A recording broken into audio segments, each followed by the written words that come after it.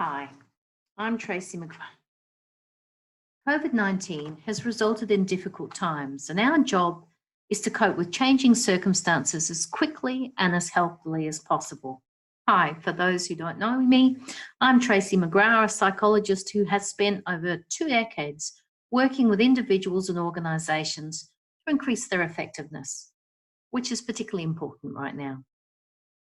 Although some things have changed, many things haven't, and among them are the knowledge, skills, and attitudes that help us achieve good outcomes. So this video discusses the stages of grief and loss that many of us are going through due to COVID-19, and some practical steps to how to help ourselves and others through them.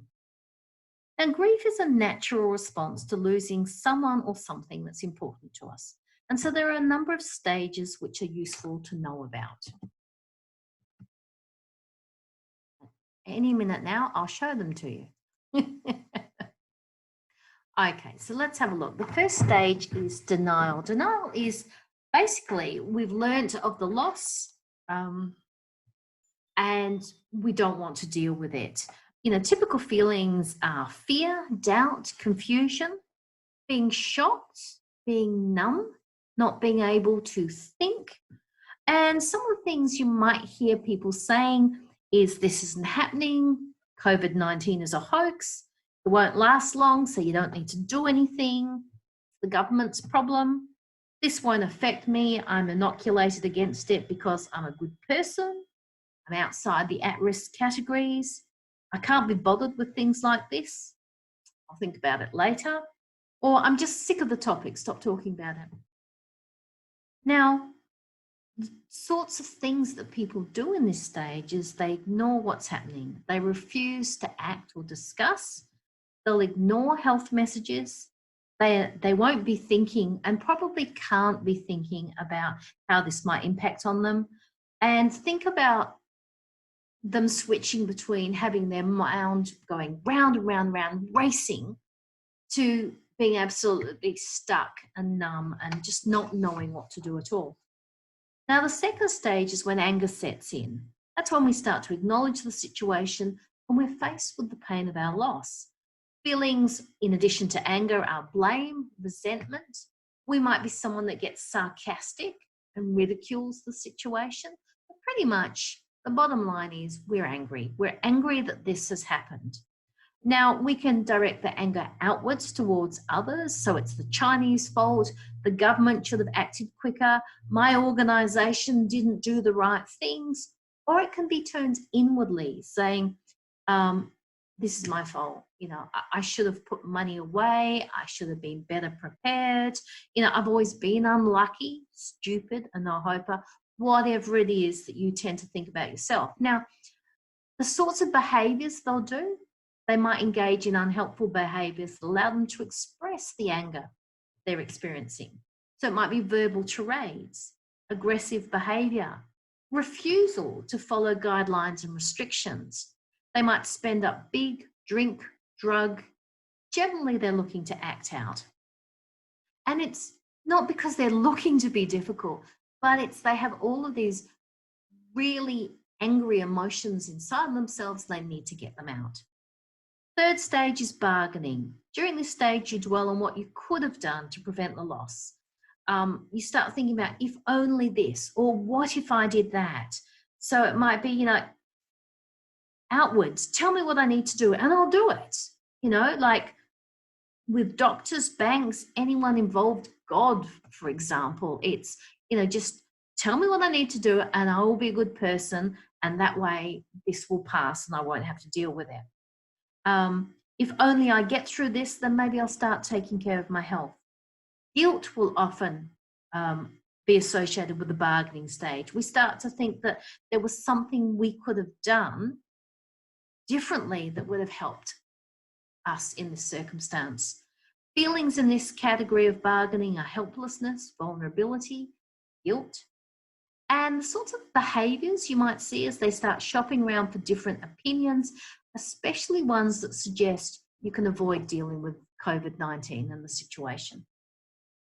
So we started off, we denied it, then we got angry about it, then we started to see if we could negotiate a better outcome. Finally, we get to the stage where this is happening. This is happening. Are we starting to accept that this is happening? We don't like it. So there might be sadness, crying. You might not be able to sleep, regrets for past events and actions, loneliness, and feeling isolated. So typically the things you'll hear at this stage are, there's not a lot I can do. I can't see this passing quickly. It's an invisible enemy, so I don't really know how to guard against it. I don't believe washing my hands is going to make a lot of difference. A whole lot of people will go to the wall and it won't be their fault. Even with government help, it will still be dreadful. So a lot of the thoughts are hopeless. I really don't know what to do around this.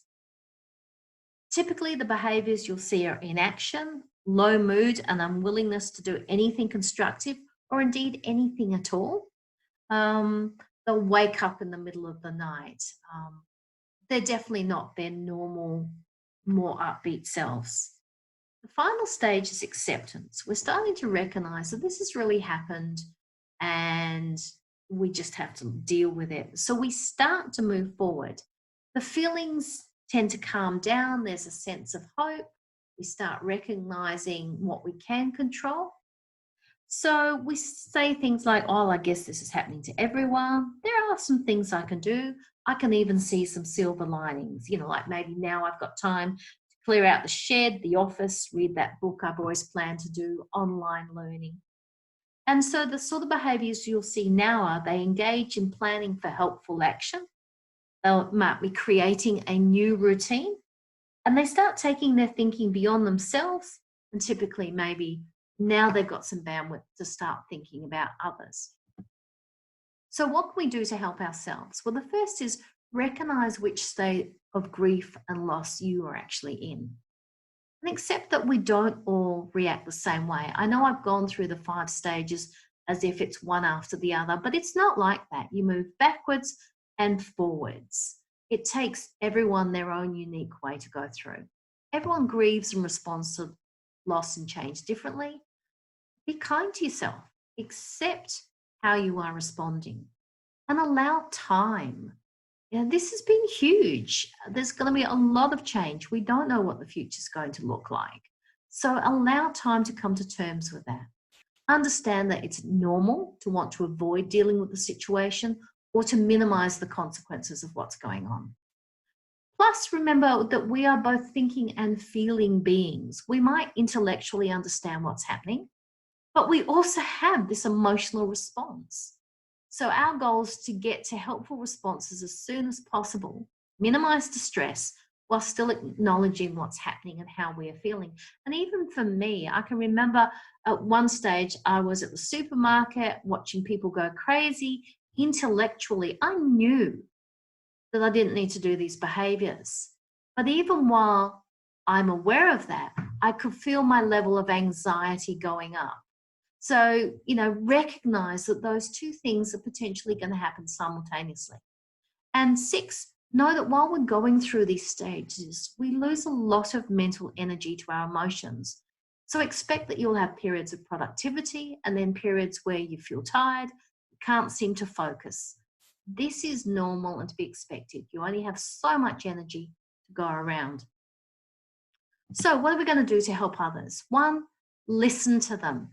Let them get off their chest how they're feeling. Don't debate what they say. People say dumb stuff when we're under duress. So, don't argue with them as to what they say is logical or not. Just let them get it off their chest. Accept, acknowledge, and normalize their feelings. So, when you notice that they're feeling angry, you just will say, well, you sound really angry about that. And a lot of people feel the same way. 4, allow them time to come to terms with the altered circumstances. Don't try to hurry them through to an outcome. Some people will catch on quite quickly. Others will really drag their feet. It takes them much longer to go through this. And 5, see if you can distract them from acting out. Give them something easy to do. And particularly when they're in that angry phase, if they're getting into, too much alcohol or whatever, see if you can slow that down. Maybe get them to ring a mate, do something that takes them away from drinking all the time. So as I've said, these are tricky times, but we do have the skills, knowledge, and ability to get through all of this. We just need to be kind to ourselves and kind to each other. So hopefully this has been helpful. If you need further information, the website's on the bottom, or I'm happy to talk to you. So call in Australia +61 8 9 457 2266. This is Tracy McGrath.